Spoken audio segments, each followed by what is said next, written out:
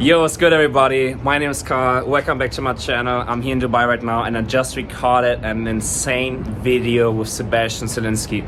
This is a masterclass on offers, creatives, media buying, and then also the whole CRO and landing page strategy that we're using for our client portfolio that we have together. We're doing over $100 million in yearly revenue. We are really exposing all of the strategies. This is a whole fucking masterclass with a breakdown. And at the end, we also apply all of the theory to the client Kinobody that we are working on together. We are completely breaking down of how we are building new code-friendly offers that are going to enable him to scale past 8 figures with his brand. So stay tuned, let me know how you like it in the comments down below and enjoy this video. And also make sure to apply all of this. This has some crazy gold nuggets, so please make sure to really write down, take notes, and then apply this knowledge. Enjoy. What's up, guys? Carl, thanks for having me. For sure, bro. Really excited to do this video together with you. Yeah, so we talked about it at first that we wanted to do some more collabs on your channel, and I really appreciate that because I think the audience that we share is pretty awesome for that. And for today, I mean, we have a lot of cases right now. We are working on growth together. And recently we had the scaling case study from Nomisk where we took it to nearly 3 million a month with like $1 million in profit. Yes. And we are sharing a lot of clients right now that are like top notch, like high caliber clients. And CRO on the one side is only one part of the equation, and it only can be fruitful if you implement a bit of other stuff so that it fuels your paid acquisition and your retention. And on this call, I wanted to go over a couple of the frameworks that we use on the paid acquisition side to really make use of the CRO side of the equation. And once we're finished with that, I want to go over a recent case from an awesome client with you and going back and forth what we talked about in private. Sweet. I'm really excited. Let's get started, bro. Let's show what you Let got. me share my screen. So let me open this up really quickly. So basically, the presentation is called How We Spend 100K a Day on Meta, Google, TikTok, or YouTube, regardless of Q4, increasing CPMs, or diminishing purchasing power. And these are the frameworks derived by our 450 million portfolio revenue on our ecom brand. 3-second background to me. As might be that some people haven't seen me before, which is not unusual. My name is Sebastian. I'm CEO of Iron Media. We're a growth partner of ecom brands. And I sadly have no college dropout sob story that I can share here. I studied law. I graduated rather fast, but I didn't want to wait tables. So I got into e-commerce.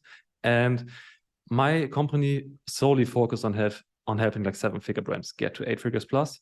And 2021, we did 300 million in portfolio revenue with 50 million in ad spend, and 2022 was already 450 million in portfolio revenue with 60 million in ad spend.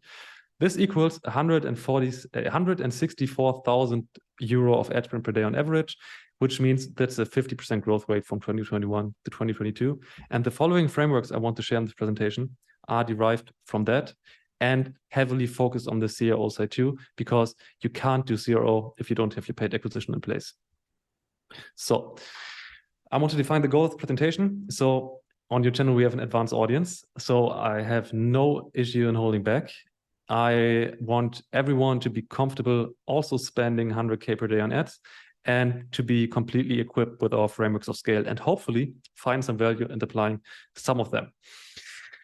Framework number 1 is the superior acquisition structure. I mean, let's face it, ads are getting fucking expensive. Even low CPM platforms like TikTok are facing entropy if you spend upwards of a 10K per day on ads, which we routinely do. It's a lot of fun, but it's also very stressful. And being a media buying wizard is very tough. And I personally like to do easy things. And if I have the choice in not doing hard things and doing easy things, I always go the way of the least resistance there. And the old way of acquisition basically is that you spam test a lot of products and platforms to get an easy arbitrage opportunity. You're spinning up a lot of ideas, a lot of creative. You pay way too much to creative editors. You do awesome shootings, but at the end, your paid acquisition is capped. And the way of least resistance most of the people do on the old way of acquisition is that they become complacent. They feel comfortable with the way of scale or the level of scale they're at, and then they're either half-assing multiple brands without actually committing to excellence, or they try to pursue the next shiny object and try to do agency hopping, get on new platforms, do different products. But this is just an easy way out because you actually can do something different that equals way more results for you. The new way of acquisition that we routinely do on brands that we work together is that we do a higher ticket front end. That means we are figuring out what the customer actually wants and we're delivering it there. This was too much theory for my taste, so I want to go over 2 different examples there.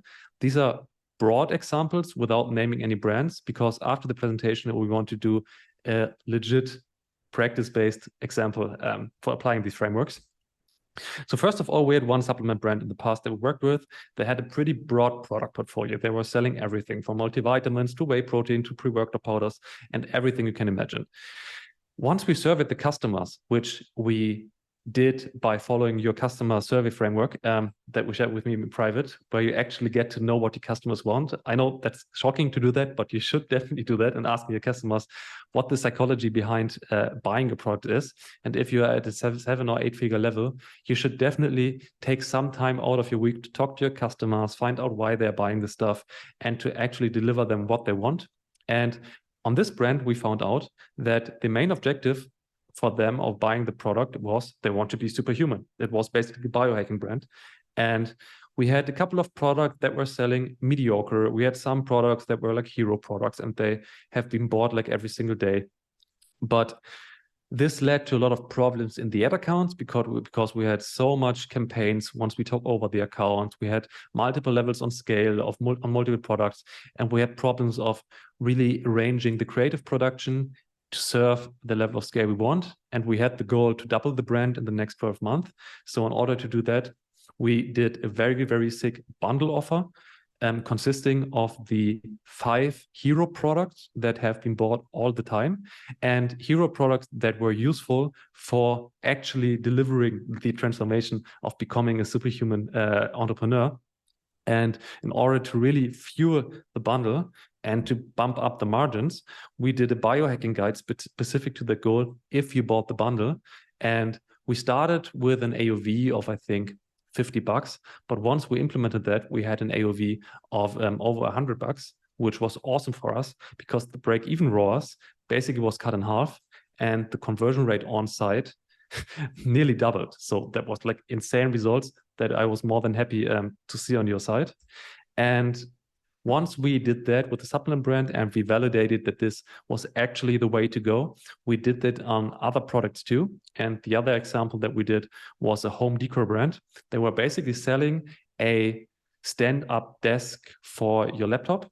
So you're putting it on your normal table and then you can work standing up like you're doing right now. And it was made out of wood, but it was perceived as very pricey, to be honest. And we only had 3 products to pull from, but this was the hero product. And the problem there was if you only sell these laptop stand, you had the problem that you couldn't really convey the value and the craftsmanship that went into that. So people were just looking up stuff on Amazon instead of buying like $100 product. They were buying some $20 products on Amazon. So it was very hard to scale that, to be honest.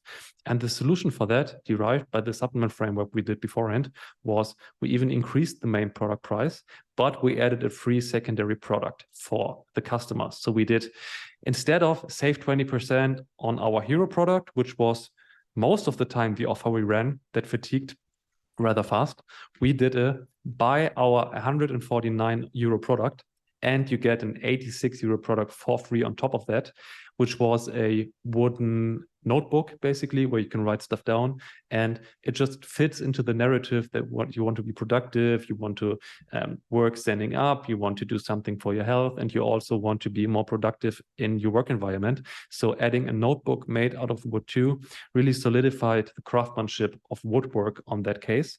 And our offer had a perceived value of $235 by doing that, because the customers that look at the product page didn't just see a 149 euro product with like 20% discount, which in my opinion looks fucking cheap. If you're doing like a 20% discount on a product just at the front end, then I really don't want to pay full price.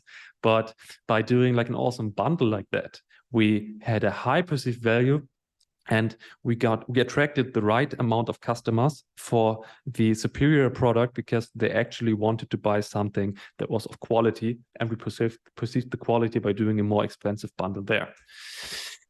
Once we did that, we focused all of the front-end ads heavily on this code-friendly offer, and we basically faded out every other ad offer that was running at that time because the code-friendly offer was just way superior there. And once we hit, I think, high 4 figures of daily ad spend on Meta and on Google, we talked about everything, and then we had to increase the level of scale because our goals haven't been met. And in order to do that, we had to increase the conversion rate of this offer by having a landing page built specifically for this offer, which I think is the best way to go if you're crafting an offer. It's crushing on the product page, and then you're doing a specific landing page for this offer to just increase the on-site conversion rate there. And I think you could agree with me there, right? Yeah, for sure. What I really like about you explaining that, and I think that people really need to understand the importance of having a code-friendly offer, is that this is like one of the main differentiators to all of the other brands. While all of the other brands are fighting on price, right? And cutting each other down on the price and give like discounts on everything, you come up with a differentiator, which is a code-friendly offer, right? Which is sometimes even a higher AOV bundle, which is really based on what do the customers need and what do they want, right? And then also a bit of analyzing the data behind what are products that are often bought together. So I really like that you shared these strategies of coming up with this code-friendly offer. And I think people should really understand the importance of using these in order to be perceived differently than everybody else, right? Because this can be a really, really, really big differentiator and give you a competitive advantage. For sure. And what I think is one of the most capital efficient ways of going about that is getting just a product page with the offer, converting at a high level of scale. And once you have that in place and you're really sure that this is a very code-friendly offer, that you now are deploying additional work with working with landing pages and stuff, because you really don't want to spend a lot of time and money on building something out that doesn't convert at all. Yeah, definitely. I think that's a good way to go about it, because then you can test it before you invest the money or the resources into building a landing page. And if it's converting, then you can still build an individual landing page for it. So yeah, definitely. 100%. And once we had these psychological triggers in place that we really had the landing page working in our favor, we then spun up some middle of the funnel content based on the psychological triggers that were incremental increase, that were leading to incremental increases in purchase rate. Because if you're selling something for a high price, of course you will have some objections. And if you can tackle these objections in your paid ads efforts, everything just converts way better. And we did that with this client too. We had then some video ads showing the craftsmanship, going into like working with the designers and stuff and seeing how it was built. So the price increase was just taken up very positively from the customer base. And if you have that in place, you can increase your spend accordingly, but we're definitely going to talk about that later. Because the second framework I want to focus on is the retention and CRM side. For most of the brands, customer acquisition ends when the customer is in the door. But if you really want to crush on a high 8-figure level, you have to have your retention marketing in place. And I mean, we all know that email marketing is the shit, and we spent way too much time in Klaviyo or Omnisend. But most of the time, in my opinion, the view of back-end revenue is skewed, and you can make the test in your case, just offering a 90% discount on the welcome flow on your emails. You will have an awesome sign-up rate. You will have awesome back-end revenue, but you will not have an increase in overall revenue because you are just cannibalizing your front-end acquisition by focusing on the wrong metrics in the CRM. And in my opinion, to fix that, we have to do not a lot of stuff, but we have to do the right things in the right order to increase spend, because every retention buy is basically a free money glitch to spend more on paid acquisition, which you eventually have to do. You can't be like a media buying wizard for all of the time. You have to have your front-end acquisition metrics make sense if you factor in your lifetime value. And what backend sales, in my opinion, it's not just simply looking at the revenue percentage and trying to increase repurchase rates, which we did with the example. I mean, if we would be offering a 90% discount upon signing up and then would offering a buy a second product for like 50% off, we would definitely have a high repurchase rate, but we would definitely be focusing on the wrong metrics there.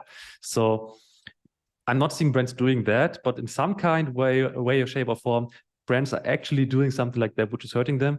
And then they are just proud of their back-end revenue numbers. But these are just vanity metrics, because back-end sales, in my opinion, should be really optimizing new customer flow by the highest spending cohorts, which means you really want to focus on the customer persona that tends to spend the most money with your brand over the shortest period of time.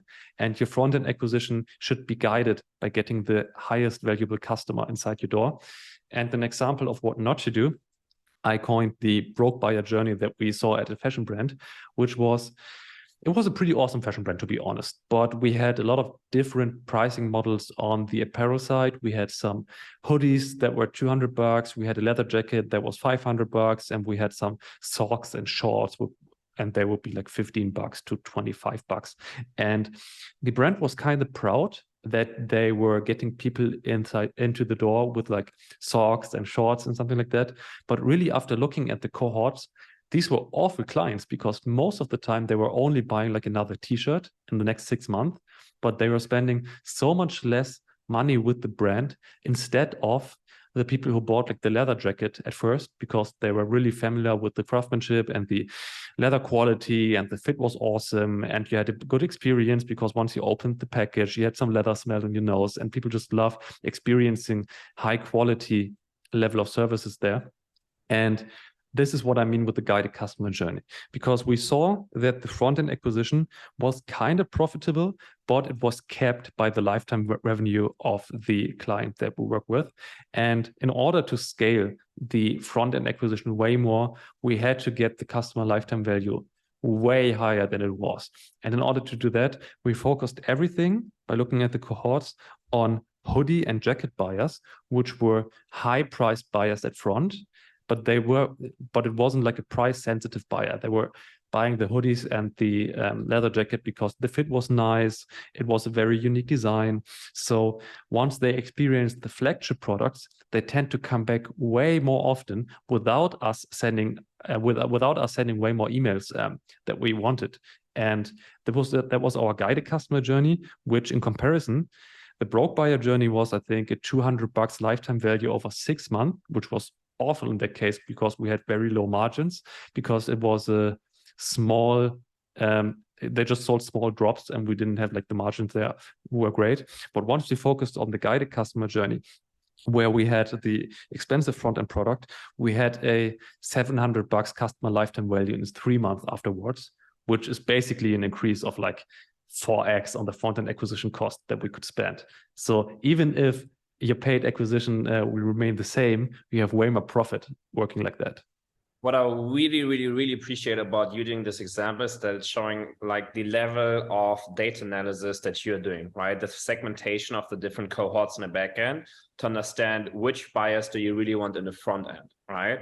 So I fucking love that you're doing this example. And I think a lot of people could do this too, right? They could put more effort and more focus on analyzing their customer bases, their CRM, and then also segmenting the different customers. Because just as you did this beautiful example, there are people who are not that price sensitive and they will spend $500 on a leather jacket in the first purchase. And then they will come back second week, buy another hoodie, and then buy another jeans or something, while people that buy $20 socks in the front end may never come back, right? So this is also giving a great understanding of you really need to get the data, you need to segment the data, and then you need to understand the data, right? Because let's say you're more focused on the group that's not too price sensitive and they are able to spend $500 on a leather jacket on the front end. Maybe you want to focus more on your ads and trying to acquire these kind of customers, right?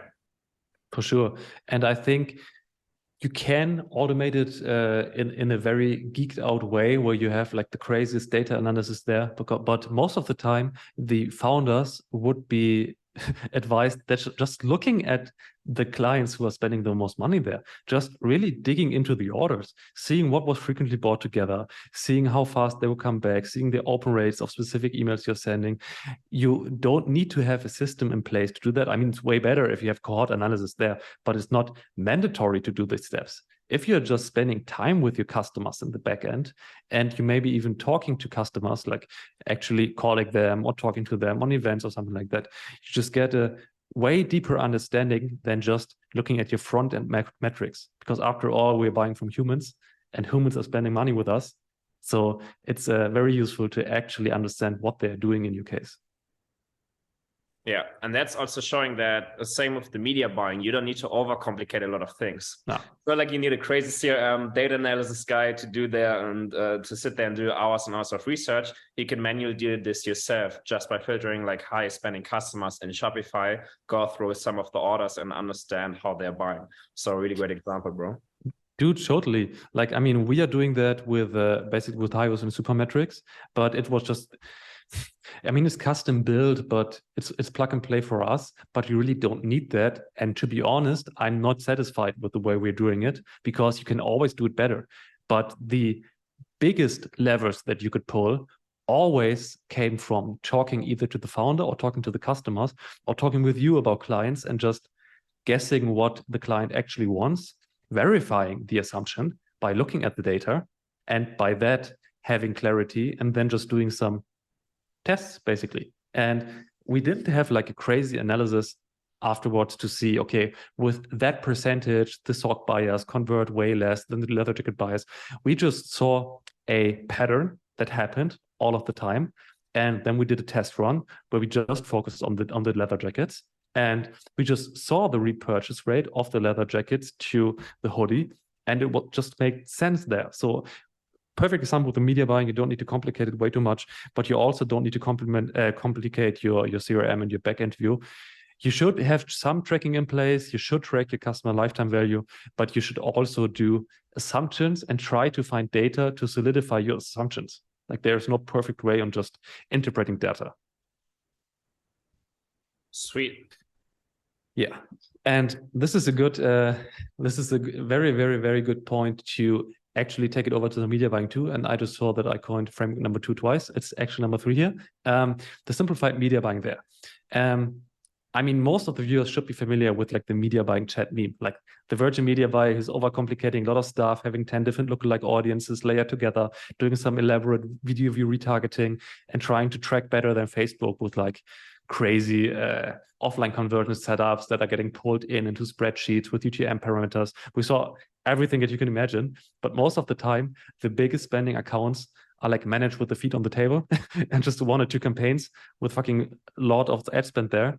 And if we take over an account, we want to become the chat. And truth be told, what I mentioned with the 300 million to 450 million in revenue growth, it was way less geeking out, which was sad because I love geeking out. I love spending nights looking at data and seeing how I can complicate the stuff even more. And even back in the day, I was drawing elaborate funnel structures on whiteboards and really loved getting 10 different colors on the whiteboard and something like that.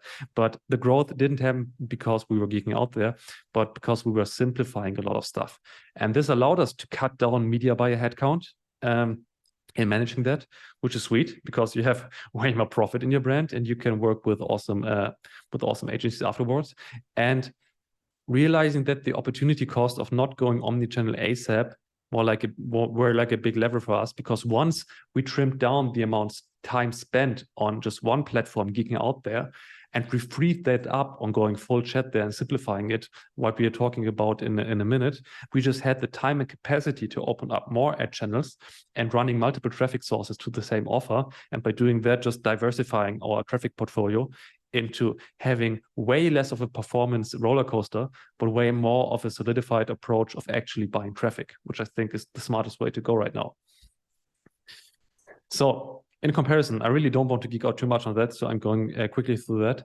The old way of doing media buying was always like a crazy top, middle, and bottom of the funnel structure with wild exclusions and like micromanagement, segmenting everything to the nines and precisely measuring every single click and impression on an hourly basis with like crazy spreadsheets, and then having media buyers report projections for the next day and then having them be accountable if they're not hitting the projections.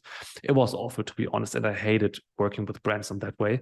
And the new way that we're doing is we really want to go full chat, which means once we solve the front-end acquisition by having a high-ticket front end, really validating that it works at scale, we just want to simplify the accounts in a way where we can spend a lot of money there without doing crazy management there. And if you have your CRM in place, like the framework number 2 we talked about, you have so much leeway in profit that you don't need to squeeze for 0.1% on your ads, because you don't have to. And your work's then way better focused on actually getting the brand forwards and doing strategic business development there, doing alliances, buying other brands, developing different products. The lever you can pull there is way higher than doing micromanagement on a daily basis. And I wanted to give your viewers just a couple of points, because chances are that they're running ads either on Meta, Google, or TikTok. And I just want to go 2 minutes over every platform, how we are really simplifying that in a practical way. So on Meta ads, dude, I was a segmenting queen in the past. I had so many campaigns, so many ad sets, and I was like weirdly proud of only me understanding like the media buying tactics there, which was kind of weird flex. But once we solidified this stuff into a simplified approach, we are just doing like these 5 bullet points here. We test stuff in dynamic ads to see what is working. We validate the winners in order from creative to audience to copy twists. We then run the winning ads from the dynamic ads by themselves outside of dynamic ads. We get ad IDs for like collecting social proof. And then we're putting everything that works into a scaling CBO campaign, which doesn't sound wild, but the results are wild. In the scaling CBO structure, we have 1 to 3 ad sets. They are grouped by the working audience. So we either have like a broad targeting, a single interest, or lookalike audience. And all the winner combinations that you found in the testing campaign are then just grouped there together, like you're doing a best of album. Like you're releasing singles, you're hitting some home runs. And once you have a winning ad in place, just group them together as basically your best of album of capturing all of your winning ads. We start these campaigns at $500 a day. We increase the budget every 2 days by 50 to 200% as long as the performance holds up. And if the performance declines, we need to do a better job at finding new winner ads to sustain the level of scale.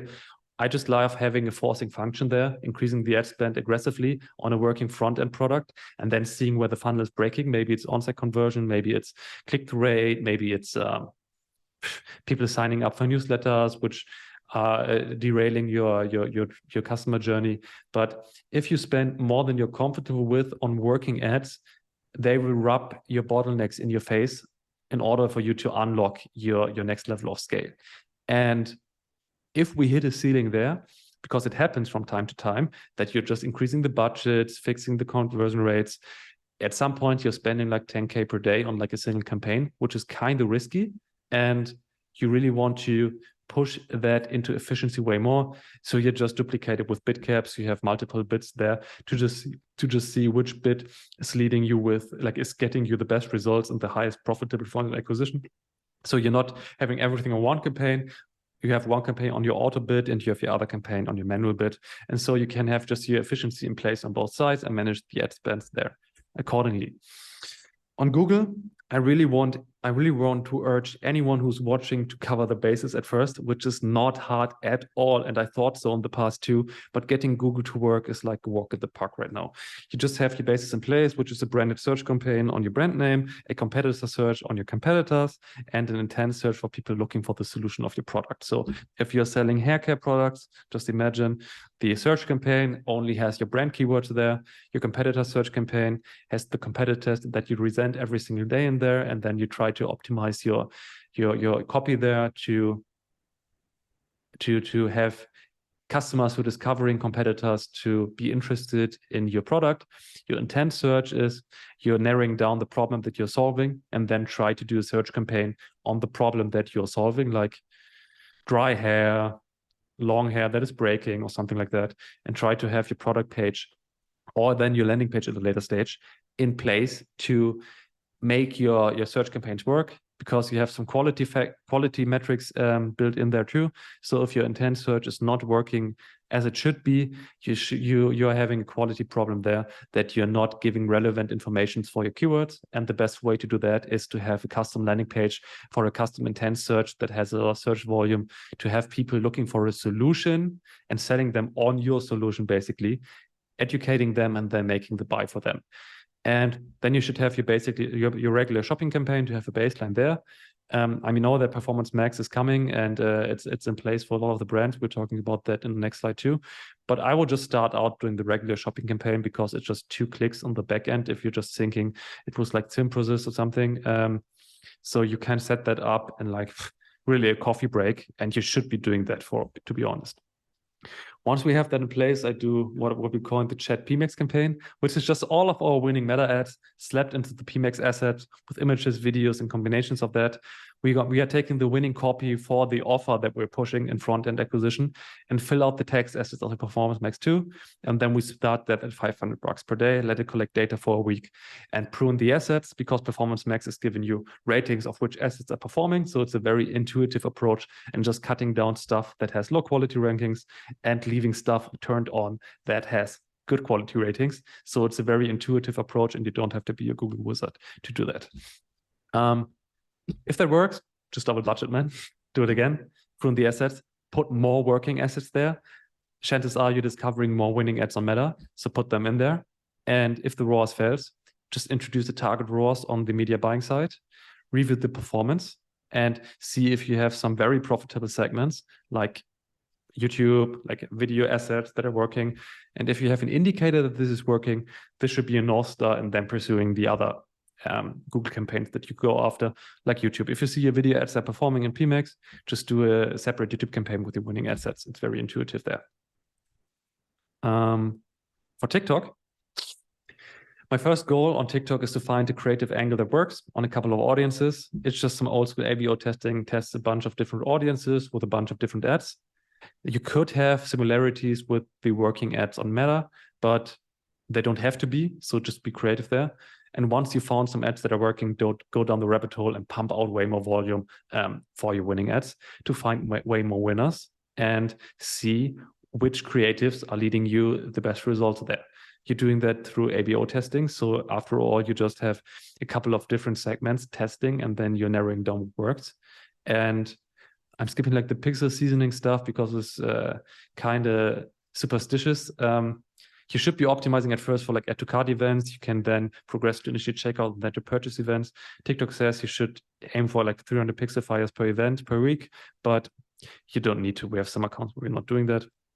And you just scale your TikTok campaigns by duplicating them like a motherfucker and seeing which performance holds up. I really don't want to touch stuff that works. Don't touch a running system, but just duplicate it with higher budgets and then start looking at manual bits there. And there is like no perfect storm for like bits. You can do aggressive bits with like a bully method. You can do day parting with accelerated delivery, where you're just focusing on the best spending hours on your store. And you can do some cost cap squeezing, like I mentioned on the Meta side. But this is just highly individual, and I can't do like a hard rule there.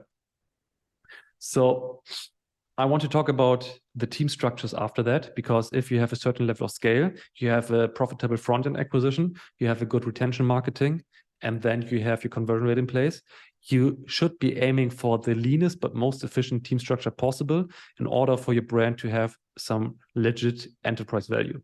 And we had every team structure that you can imagine, basically. We had brands that were like 10 people on the influencer marketing team. We had brands that had 6 media buyers. We had brands that just had the founder but 6 agencies. We had every constellation that you can imagine, but I really wanted to look for the Goldilocks of performance. So not too much and not too little. You want to have the Goldilocks of the sweet spot there.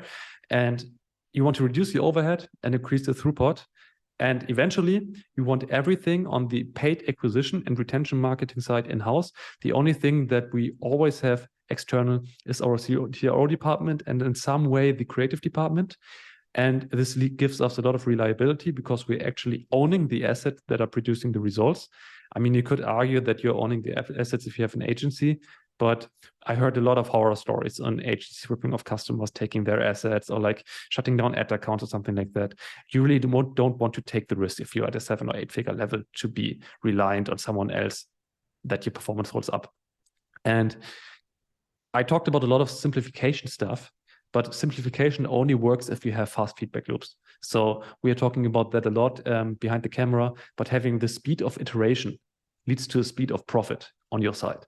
So if you're launching iterations at a fast pace and then feeding back the data to the department who's responsible for the tests, you can make way more impact by way less work, and you're not having like downtimes of 2 to 3 weeks before making a decision.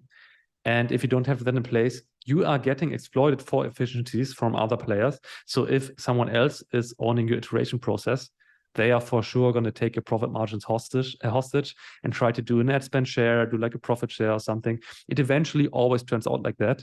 And that means you're just scaling customer acquisition, but paying more for the department who's doing that. So you're making more revenue, but not more profit. And I hate doing that because I like my juicy profit margins.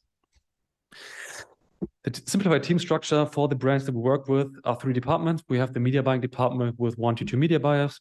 We usually have a split between Meta and TikTok, and then the Google and Pinterest side, because these are just different platforms. We have the creative department, which is led by the creative strategist. So he's managing content creators and editors. It really depends on the brand and the content that is required. We have some brands that are very UGC focused. We have some brands where UGC doesn't work at all, where we have to work with like funny production videos. It just so much depends on the brand. But the only thing that is agnostic of the brand structure is that you have to have a tight feedback loop between the media buying and the creative strategy. Because if you have the media buyers in place and you have a creative strategist who is very good in reading data and feeding the data back to the media buying, and then they're working in sync together just on your brand, you just have the perfect storm to have a closed feedback loop and find winning creatives a lot of the time. Because you sometimes have issues where you're not finding something that hits, and it could take a couple of weeks to find what hits, because then you are reaping the reward for the next year. But if you're spending way too much time in finding what works, you just have the opportunity cost of those feedback loops. And on the CRM side, I like to work with one CRM manager who is responsible for the cohort analysis and the implementation of the strategy we come up with. We have one support for that who is implementing that if it's applicable. And then, of course, the CRM manager is also managing the customer support, either through VAs or in-house, because at the end of the day, if the customer is complaining, this is a learning for your CRM department. So they should have a tight feedback loop, and the CRM manager should be in talks with the media buying too. And then you can actually have decent meetings with the 3 departments who are led by only 1 or 2 people. Because as you know, if you have way too much people in a Zoom call, stuff just gets messy and you don't make any progress at all. So that was basically the part of my presentation here where I want to go over the theory, which means I really want to give the reins to you there and see how we can talk about a practical example right now. Because do we want to announce it, or do I have to announce what the client was that we signed together? Yeah, we can announce it. First of all, I want to take a second to say thank you for all of this, because this is really high-level input. And I really like your approach. And that's why we're working on so many projects together, right? I think we have like 12, 13, 14. I'm losing count. It's growing. The amount of projects that we have. Because I really like your approach on simplifying it, having an omnichannel strategy, taking everything in-house, and then also being able to scale cold audience with a cold-friendly offer, right? A lot of brands are just basically acquiring repeat customers way too expensive on Facebook, instead of solely focusing on cold audience that are enabling them to scale. So first of all, great fucking job. Thank you so much for breaking it down for my audience. Secondly, let's talk about the practical example. We have been in Miami. You guys may have seen it on the channel. We spent time with a lot of great people. One of them was Gregory Gallagher, the man behind Kinobody, the man himself.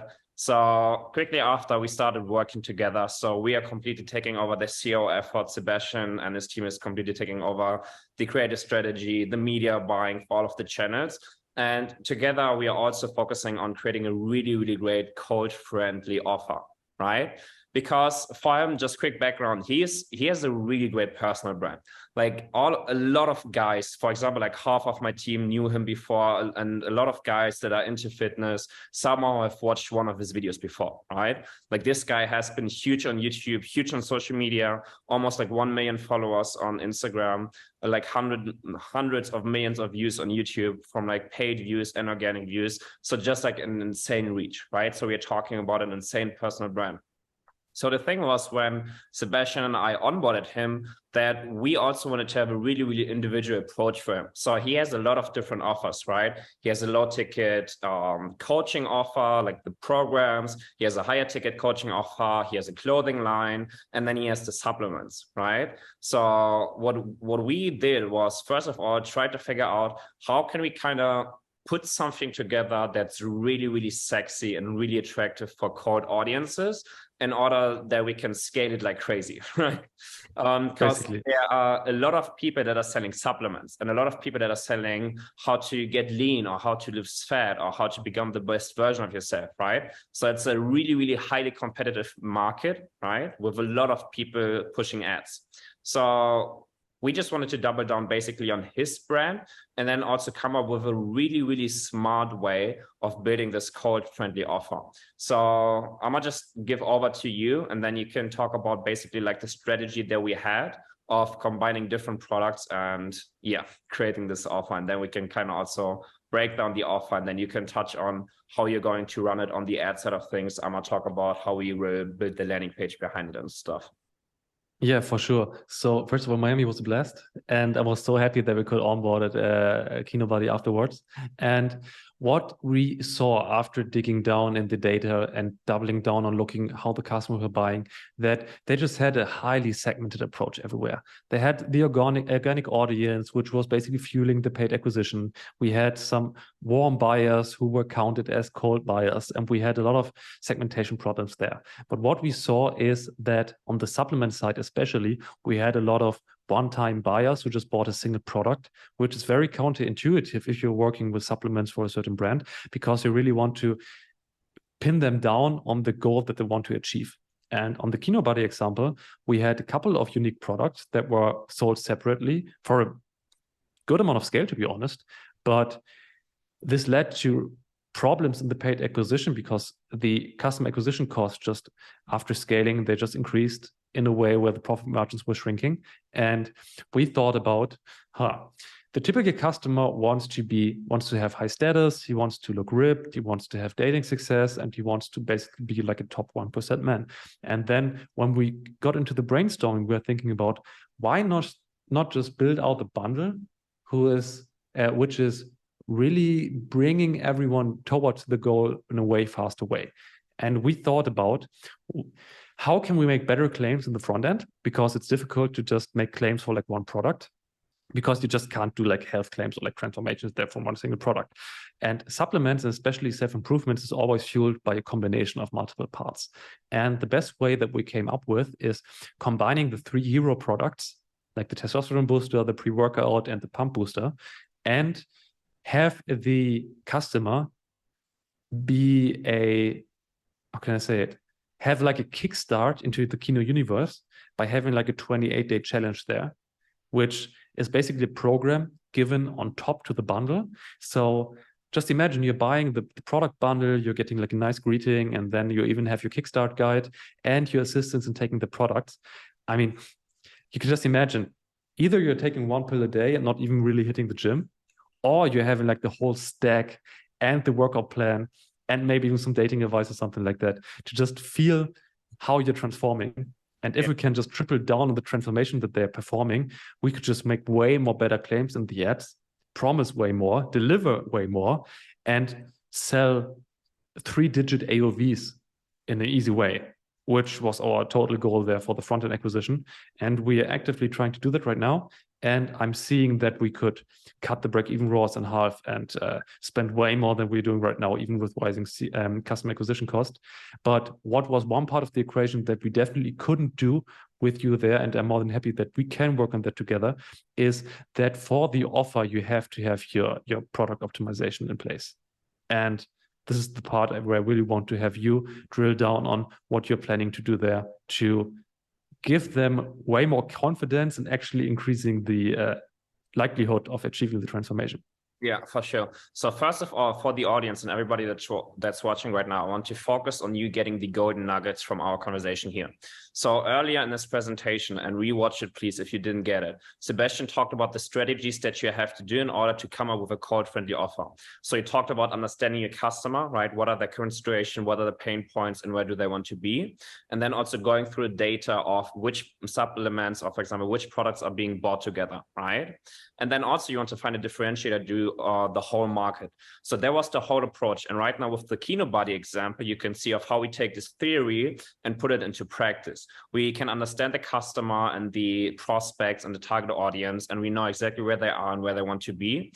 And now what we are doing is we are not pushing one single supplement. So for example, the Kinomojo is like a $40 product, so they can buy one supplement, right? We don't want them to only buy one supplement, maybe take it for 30 days and then never buy again. We want to give them a bundle that's looking like a crazy transformation, right? We want to make a really, really sexy offer for them. So our approach there was to combine the physical products with the digital products, right? And this is also a crazy differentiator.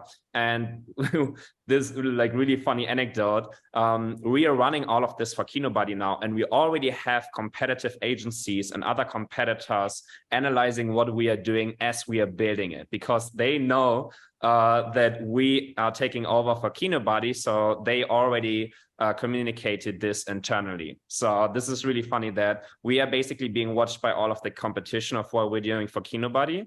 And you can see this in the market in a couple of weeks from now, once we've implemented it and pushed it live, that a lot of other fitness brands and supplement brands are going to do the same thing and trying to push the same offer, right? But we're going to be the first ones that are going to run it.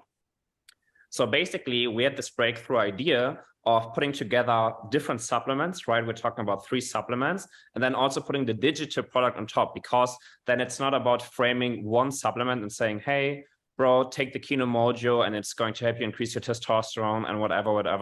We're giving them the whole success stack of all of the supplements they need to be taking so they can work together and enhance results. And then we're also going to give them the digital product, being the coaching program, the PDFs, the video course, so that they know how to train and what to do in the day-to-day life, how to eat, and everything. Because then, if you think about it, they're going to have the best results possible, because they are not only taking the supplements that are increasing their testosterone level, their blood flow, and having all of these positive effects, but we are also showing them how to eat and how to train. And as you know, these are 2 essentials, right? Supplements is not going to take you from being a fat person to being a skinny, like lean, ripped person that's having muscles, right? You got to train and you got to eat right. So we are putting all of this together in one single offer for the prospect to really transform their life. And then also the second benefit coming from that is that they're not buying one supplement once, taking it and maybe seeing okay results or good results after 30 days. We are selling them on the bundle and really transforming their life. So with this first product, with the first bundle that we sell, we already turn them into die-hard fans. Because imagine being a prospect, buying from an online store, and this product is really transforming your life.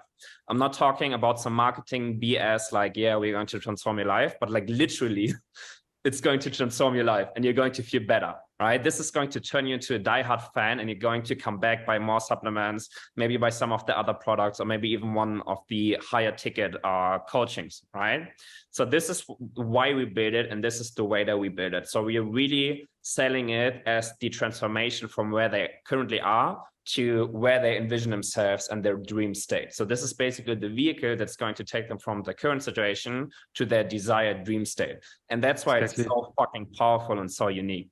And basically what we know, because we are working together on so many projects, is that you need to have a great congruency between the first touch point being the ad, and then sending them to a landing page, and then having them buy, and then the emails and everything in the backend, right? You need congruency in the customer journey. So I'm really thankful for Sebastian taking over the creative side of things and the media buying, so we can push this to a lot of eyeballs. And then what we are going to do for the CRO efforts is, first of all, we're optimizing the whole funnel. And then specifically for this offer, we are building a designated landing page. that's based on the same messaging and the same angles and benefits that Sebastian and his team is using in the ads that the people are seeing, right? So we can have congruency from what they're seeing in the ad to what they're seeing on the landing page. We are also going to name their current situation. We're going to name their desired state, and then exactly pinpointing their pain points, their beliefs, their desires and motives. And then we're going to put the offers, the transformation in the vehicle to get them from A to B. And then obviously the landing page is going to include a lot of benefits, trust section behind the brand and all of that. So it's going to be a really nice long landing page breaking down the product and the different ingredients, and then also the digital product being the coaching, the PDFs, the courses. And it's just going to deliver this feeling of, damn, I'm getting an insane value, right? We are increasing the perceived value for the prospect like crazy. Like this is a one-time offer and they're not going to get it anywhere else. And I can say with like 110% confidence that this offer is going to really crush because it's such a standalone offer in the market as of now. Totally. And I really love you touching up the congruency, because you kind of lose track of that if you're just focusing on your paid ads. It's most of the time, it's just something that comes to your mind if you try to optimize your paid ads in regards to the CRM department for the emails you're sending. But most of the founders are pretty blind looking at the product pages and seeing if what is promised at the front end is actually like a congruent way of describing the product to the customer there too. And if I would be talking to you about buying a car, and then you're entering a dealership and you have everything there from fridges to cars to trucks and everything, you would be kind of confused why you should be buying the car that you came in the first place. You just provide buying resistance there. And we don't want to have buying resistance when we're selling a high ticket front end. We want to have the smoothest way, like a buttery smooth way of them sliding through the funnel and having the most awesome experiences dealing with the brand. And I will be so hyped getting everything up and running, because this is going to be like an offer that is like tearing through the market, in my opinion. And as you mentioned, we have some agencies already doing emergency meetings because they want to look for what we're doing there, which is fucking funny. But I think this is going to be some pioneering stuff that we are aiming for there, because he has the status, and then we can just leverage the status for a way cooler audience. And by doing that, even increasing the personal brand awareness and making his hands free on the Insta story side, so he doesn't have to pitch his products too much, so that he can have some organic growth there too, and just showing the lifestyle content that people followed for in the first place. Yeah, that's also a great point that you mentioned that. So right now, like they really want to scale with the paid acquisition for cold audiences. It's not about just getting his existing organic audience to buy again and buy again and buy again, but also to really reach new audiences. And that's the whole sense of Sebastian and me coming together and doing this video for you. So you really understand how to scale on cold audiences, because this is really the only thing of enabling you to scale your brand past 8 figures, right? I mean, you're specializing on this, bro. So you can give the input on this, but this is like from my side, one of the key differentiators of taking a brand from 7 figures to really cracking 8 figures, because you can get to 7 figures easy with like a good organic reach and a good audience, right? But then taking it 8 figures and even higher, you really need to dial in your whole funnel and then all of the big levers that we have been talking about. Totally. Like getting to 7 figures, to be honest, is like fucking easy right now. You just need one good paid ad channel, maybe have a second one supplementing that, but everyone can get to like 7 figures after a while. But to go from 7 to 8 figures, you have to have a very unique offer, a unique channel, or you need a unique unit economics there to really scale your product in a competitive way. Because once you are leaving like this 1K per day ad spend territory and you are entering like the 5-figure ad spend per day territory, you're just getting so much exposure from so many cold people that you have to have a fucking sexy offer in place for people who didn't intend to buy or even look for your solution, to be convinced that eventually this is the right solution for them. And I really just love the synergy there on our side, where we can spin up ideas and then have the congruency there ASAP, because this is the main differentiator if you really want to scale to high 8 figures, because otherwise you just have like the red ocean of competitors next to you. Yeah. You're just doing your own blue ocean strategy there. Yeah. I'm really excited for this. I think we can cut the video right here because we had like 15 minutes with like a lot of value. Sure. But we got to get back together and let's say like 1.5 to 2 months from now and review the whole case study then.